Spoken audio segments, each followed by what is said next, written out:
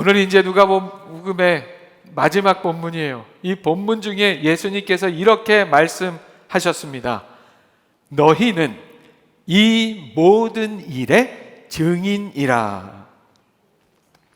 여기서 예수님이 말씀하시는 이 모든 일은 십자가와 부활을 아우르는 예수 그리스도의 복음을 의미합니다. 예수님께서는 오늘 말씀 속의 제자들뿐만이 아니라 오늘 함께 이곳에서 예배하는 우리 모두를 이 모든 일에 예수 그리스도의 복음의 증인으로 부르십니다. 이 예수 그리스도의 부르심에 응하여 우리가 이 모든 일, 복음의 증인된 신앙의 삶이 되기 위해서 어떻게 해야 하는지 오늘 이제 대단원의 장정을 마무리하는 이 누가복음 마지막 본문에 담겨있는 하나님의 마음 그 메시지를 통해서 함께 살펴보겠습니다.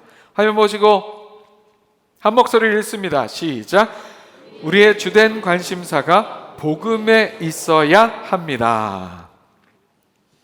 우리가 복음에 증인된 신앙의 삶을 살기 위해서 가장 먼저 우리에게 필요한 것은 예수 그리스도의 복음이 우리의 주된 관심사가 되도록 하는 일입니다. 당연하죠, 여러분. 주된 관심사가 있을 때 우리는 우리가 관심하는 그 일에 대해서 계속 기억하고 계속 생각하고 계속 이야기하게 됩니다. 그런데 이 상황에 더욱 중요한 것이 한 가지 있습니다. 우리가 복음의 증인된 삶이 되기 위해서 우리의 관심사가 복음에 있어야 하는 더욱 중요한 이유 한 가지는 우리가 그렇게 주된 관심사를 예수 그리스도의 복음에 두고 우리가 그렇게 우리의 관심사에 대해서 이야기를 나눌 때 부활하신 예수님께서 우리와 함께 하시기 때문입니다. 무슨 이야기일까요? 엠마오로 가던 두 제자가 부활하신 예수님을 만나고 예루살렘으로 돌아왔을 때 11제자와 그들과 함께 한 사람들이 이미 부활하신 예수님에 대한 이야기를 나누고 있었습니다. 이에 두 제자는, 엠마오를 가다가 돌아온 두 제자는 자신들이 만난 예수님에 대해서도 신나서 이야기를 합니다. 그때 부활하신 예수님이 그렇게 당신 자신에 대해서 말하고 있는 제자들에게 나타나셨습니다. 36절의 말씀입니다. 이 말을 할 때에 예수께서 친히 그들 가운데 서서 이르시되 너희에게 평강이 있을지어다 하시니. 제자들은 지금 말하지 않고는 견딜 수 없는 그런 마음으로, 또한 듣지 않고는 궁금해서 견딜 수 없는 그런 마음으로 서로 흥분의 도가니가 되어서 이 말을, 즉 부활하신 예수님에 대한 말을 하고 있었습니다. 왜 그렇게 막 말을 하지 않을 수가 없고 왜 듣지 않을 수가 없어요? 부활하신 예수님을 만났기 때문이었습니다. 지금 이 예루살렘에 이렇게 모여있는 제자들에게는 그래서 다른 관심사는 있을 수 없었습니다. 그저 예수님, 그들과 함께 하셨고 십자가에 죽으셨고 이제는 다시 살아나신 예수님에 대한 이야기로 가득 차 있는 그런 상황이었습니다. 그렇게 예수님에 대한 말을 하고 있을 때 부활하신 예수님께서 제자들에게 나타나셨습니다. 그리고 제자들에게 이렇게 말씀하십니다. 너희에게 평강이 있을지어다. 제자들을 찾아오신 부활하신 예수님은 그들에게 가장 먼저 평강을, 십자가의 사건 이후 두렵고 혼란스러운 상황에 있었던 제자들에게 평강을 선포하십니다. 그 순간 부활하신 예수님을 먼저 본 제자도 있었고 모두 함께 예수님의 십자가와 부활에 대해서 이야기를 나누고 있는 상황이기는 했지만 시간이 한밤중이었거든요. 문 다 걸어 잠고 모여있는 그런 상황이었어요. 그런데 이 한밤중에 예수님이 저 닫혀져 있는 문을 열고 들어오신 것도 아니고 갑자기 제자들 가운데 예수님이 떡하니 서 계시니까 제자들은 순간 예수님에 대해서 얘기를 하고 있었음에도 불구하고 순간에는 유령이 나타난 줄 알고 놀랍고 두려워했습니다. 예수님은 평강을 선포하셨지만 여전히 인간적인 상식 속에 있었던 제자들은 그렇게 상식을 뛰어넘는 부활하신 예수님의 등장에 놀라고 무서워하며 의심합니다. 사랑하는 여러분, 오늘 살아가는 우리의 삶 속에서도 하나님께서 우리에게 주시기 원하시는 것은 우리의 삶의 평강입니다. 평강. 그러나 하나님의 말씀도 우리가 여전히 우리의 상식 속에서만 하나님의 말씀을 듣고 판단하고 바라보면 그 하나님의 말씀도 여전히 우리에게는 두려움이요, 때로는 다른 의미로 부담이 될 수도 있습니다. 아니, 말씀대로 살아가면, 아무리 봐도 말씀대로 실천하며 살아가면 손해볼 것 같은데, 아니 말씀대로 살다가 진짜 나 손해보면 어떡하지 하는 그런 세상적인 두려움이 우리에게 있을 수 있어요. 어떻게 사랑을 하라는 거야? 아우, 저 인간 보기만 해도 짜증이 나는데 사랑하래. 정말 나 힘들어. 어떻게 사랑해야 하는 그런 부담스러움, 그런 것들이 우리의 생각과 상식으로만 말씀을 대하면 그렇게 말씀이 우리에게 두려움이요 부담이 될 수 있다는 거예요. 하지만 우리의 상식을 뛰어넘으시는 하나님의 은혜의 역사를 우리가 믿음으로 기대하며 바라보면 하나님의 말씀을 통해 우리가 얻게 되는 실제의 결과는 바로 예수님께서 선포하신 평강인 줄로 믿습니다. 오늘 이곳에 우리와 함께 하시는 예수님으로 인해서 우리 모두에게 예수님께서 선포하신 이 평강이 임하게 되기를 축복합니다. 그렇게 삶의 혼란 가운데 평강을 선포하시는 예수님, 그 부활하신 예수님을 제자들이 만나고 있어요. 그런데 그 제자들이 그렇게 부활하신 예수님을 만나게 되는 때, 그때는 우리 본문 말씀 속에 그때는 언제였습니까? 바로 제자들의 최대 지금 관심사인 예수님에 대해서 이야기를 하고 있을 때였습니다. 누가복음을 마무리하는 24장에는 그렇게 제자들이 엠마오로 가는 길에서 예수님에 대해서 이야기를 나누고 있을 때, 그리고 오늘 함께 읽은 본문에 나오듯이 예루살렘에 모여 부활의 예수님에 대해서 이야기하고 있을 때, 말하고 있을 때 부활하신 예수님이 찾아와 주신 이야기가 기록이 되어 있습니다. 사랑하는 여러분, 우리는 우리 삶에 어떤 관심사가 생겼을 때, 그 관심사가 있을 때 우리는 그 일에 대해서 계속 뭔가 말하고 싶어 합니다. 나누고 싶어 합니다. 주식에 관심이 있는 분들은 만나서 얘기하다 보면 주식 얘기하고 싶어 합니다. 어떤 종목이 어떤데, 이거는 뭐 어떤데 하면서 얘기를 막 하고 싶어 해요. 부동산에 관심이 있는 사람은, 최대 관심사가 부동산에 있는 사람은 만나면 땅 얘기하고 집 얘기하고 아파트 얘기하고 이렇게 집값이 어떻고 땅값이 어떻고 그런 얘기합니다. 사랑하는 여러분, 마치 그런 것처럼 우리 삶의, 우리 인생의 주된 관심사가 예수 그리스도의 복음에 있기를 축복합니다. 그래서 우리가 모일 때마다, 만날 때마다 우리의 삶에 함께 하신 예수님에 대해서, 내 삶에 영향을 끼친 복음의 능력에 대해서 말하지 않고는 견딜 수 없는 우리가 될 수 있기를 소망합니다. 그렇게 우리가 복음에 대해서 함께 모여 이야기할 때 부활하신 예수님께서 우리와 함께 해주십니다. 부활하신 예수님께서 우리와 함께 하심으로 말미암아 우리의 삶 자체가 함께 하시는 예수님을 드러내는 복음의 증인의 삶이 될 수 있음을 여러분 믿으시기 바랍니다. 마태복음 18장 20절에서 예수님은 이렇게 약속해 주셨습니다.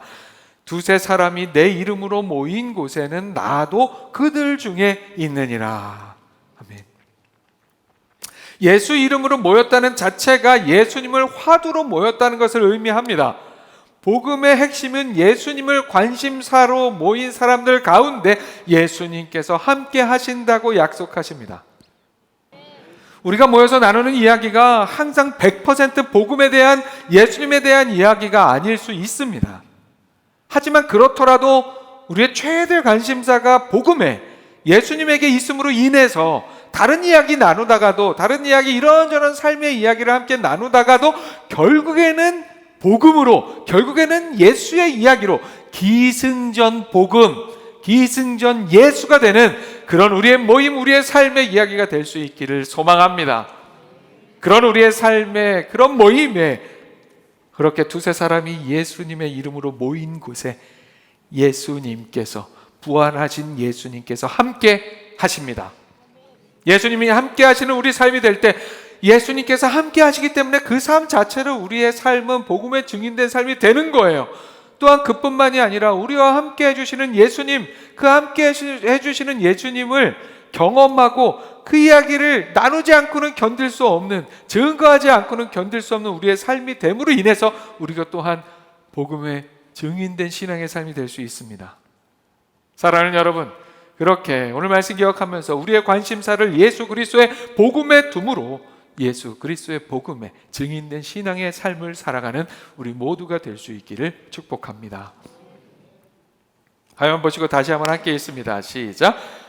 복음의 리메이크를 잘 해야 합니다.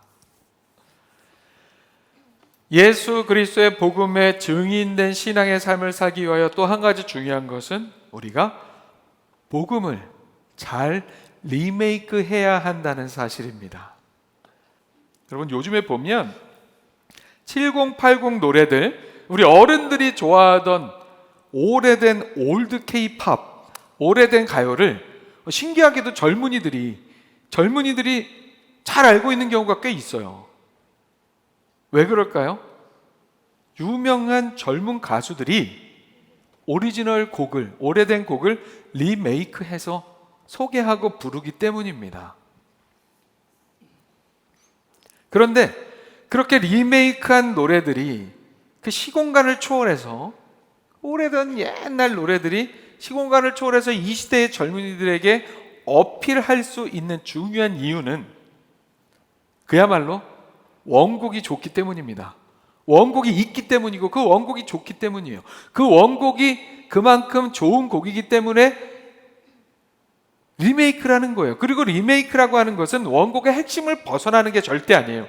그 핵심을 토대로 그 핵심을 새롭게 전달하는 일이 리메이크이기 때문이에요. 그래서 원곡이 좋고 힘이 있기 때문에 그 원곡을 리메이크하고 싶은 사람들이 생겨나게 되고, 그 일들을 통해서 오래된 노래가 세대를 넘어가며 사랑을 받는 일들이 생겨나게 됩니다. 사랑하는 여러분, 이러한 의미에서 우리는 복음을 이 시대에 맞게 잘 리메이크하는 신앙의 삶이 될 수 있어야 합니다. 오늘날 우리의 삶의 시공간과 완전히 다르고 이질적인 시대적, 문화적, 공간적 배경을 가지고 있는 2000년 전에 있었던 역사적 사건인 예수 그리스도의 부활, 십자가와 부활이라는 그 핵심이 담긴 예수 그리스도의 복음, 그 복음이 오늘 우리에게 전해져 올 수 있었던 것도 사도 바울을 비롯한 수많은 사도들과 성도들이, 믿음의 선진들이 복음을 잘 리메이크하여 그들의 삶의 자리를 통해 복음을 새롭게 리메이크하여 전해주었기 때문입니다. 오늘 우리가 함께 읽은 본문 말씀 24장의 마무리가 되는 이 말씀에는 수많은 리메이크 버전을 거쳐서 오늘 우리에게까지 생생하게 예수 그리스도의 복음을 우리가 이해하고 믿을 수 있는 생생한 은혜의 역사로, 그렇게 그 복음을 듣고 믿을 수 있도록 해주는 복음의 리메이크 이전에 그 시작점의 자리에 관련된 말씀이 기록되어 있습니다. 노래로 하면 원곡, 복음의 원곡, 십자가 부활을 중심으로 하는 예수 그리스도의 복음의 원본 오리지널 버전을 경험하는 제자들에 관한 말씀이 기록되어 있어요.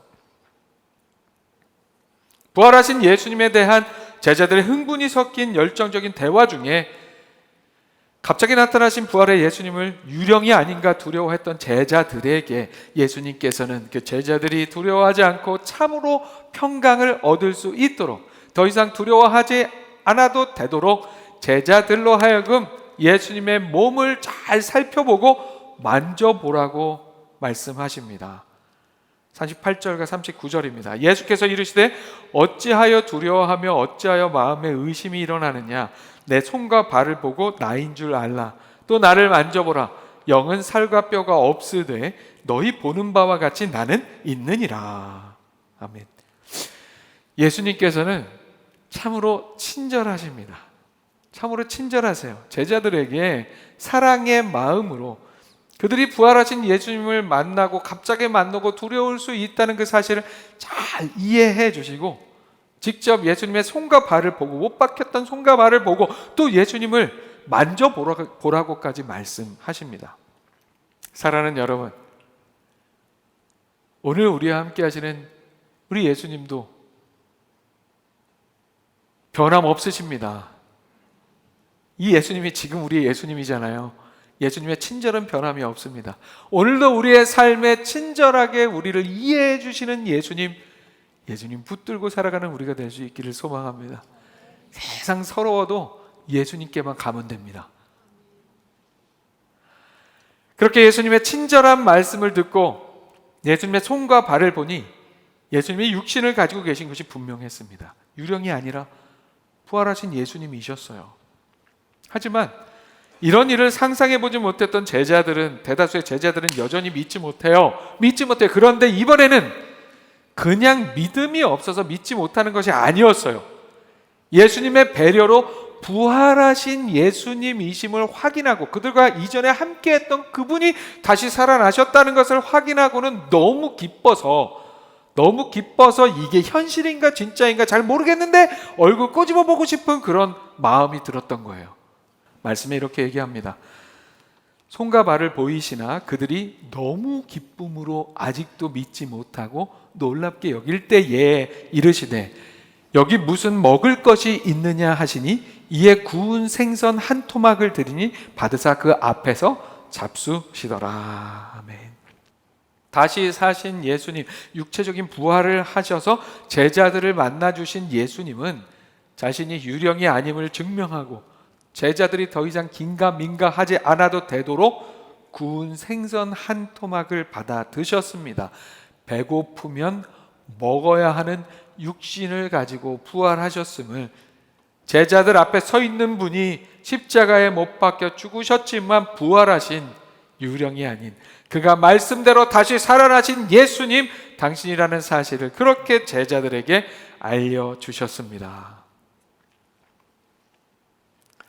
이 일이 있은 후에 예수님은 다시 한번 제자들에게 그들 앞에 이루어진 십자가와 부활을 통한 복음의 역사가 하나님의 말씀대로 이루어진 일임을 알려주십니다. 그리고는 제자들이 이제 그들의 마음을 열어 성경을 깨닫도록 은혜를 베풀어 주십니다. 44절과 45절 말씀입니다.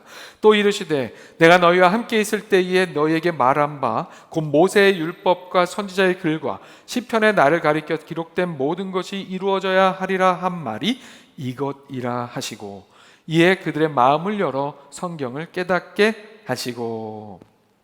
사랑하는 여러분, 성경은 세상의 여느 다른 책과 다르게 시공을 초월하는 영원하신 하나님의 말씀입니다. 그래서 우리가 그 말씀을 제대로 깨닫기 위해서는 그 말씀을 깨닫게 해주시는 성령 하나님의 은혜가 필요합니다.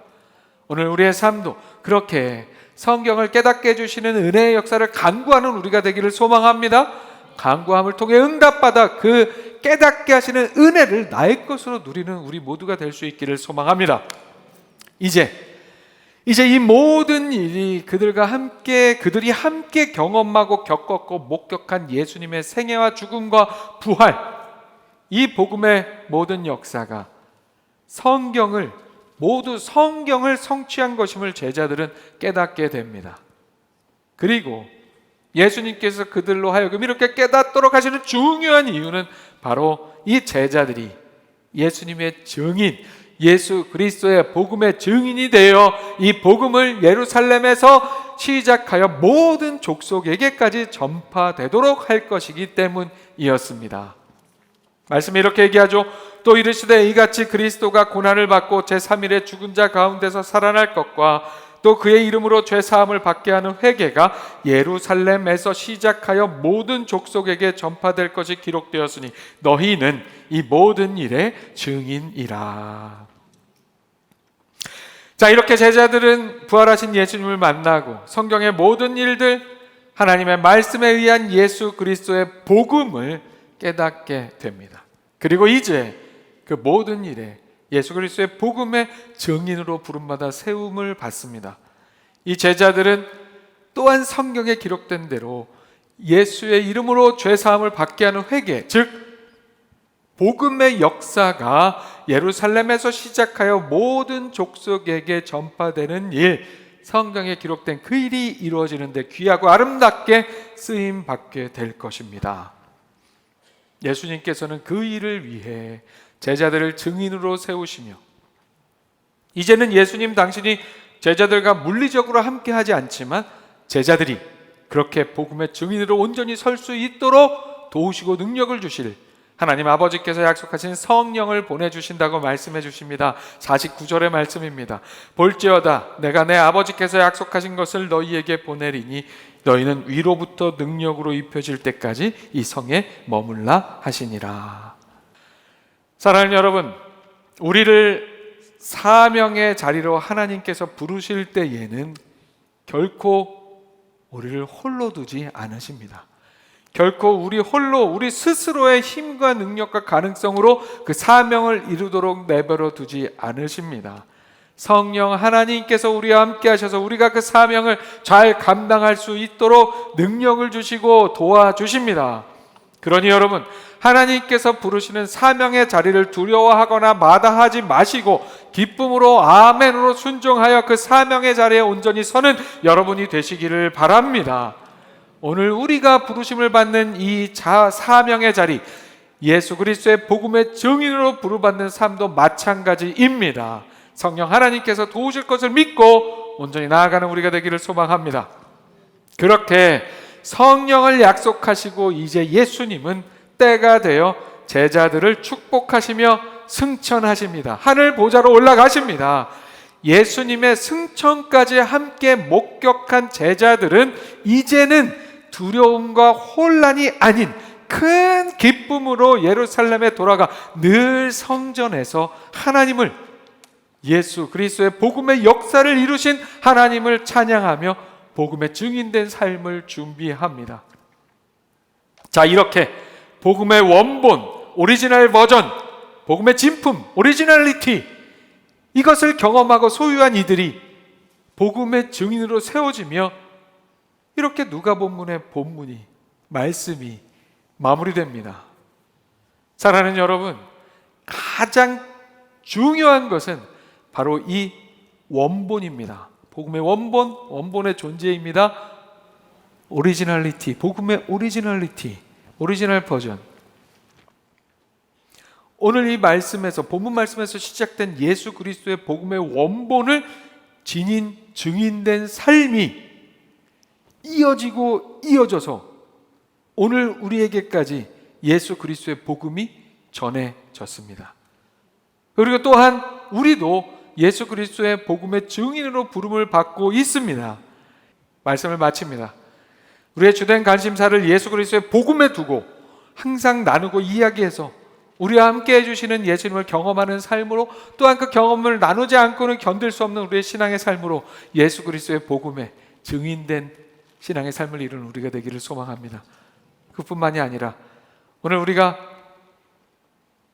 수많은 복음의 리메이크 버전을 통해서 그 복음의 정수를 전해받아 구원의 은혜를 우리가 누리고 있는 것처럼, 우리도 우리가 만나는 모든 사람들에게 이 복음의 오리지널리티가 잘 어필될 수 있도록 복음의 원본을 잘 리메이크하는 신앙의 삶을 살 수 있기를 소망합니다. 그렇게 2000년 전 이루어진 오리지널 복음의 버전을 오늘 우리의 삶으로 생생하게 드러내는 그런 리메이크하는 신앙의 삶으로, 복음의 증인된 신앙의 삶을 이루는 우리 모두가 될 수 있기를 주님의 이름으로 축원합니다.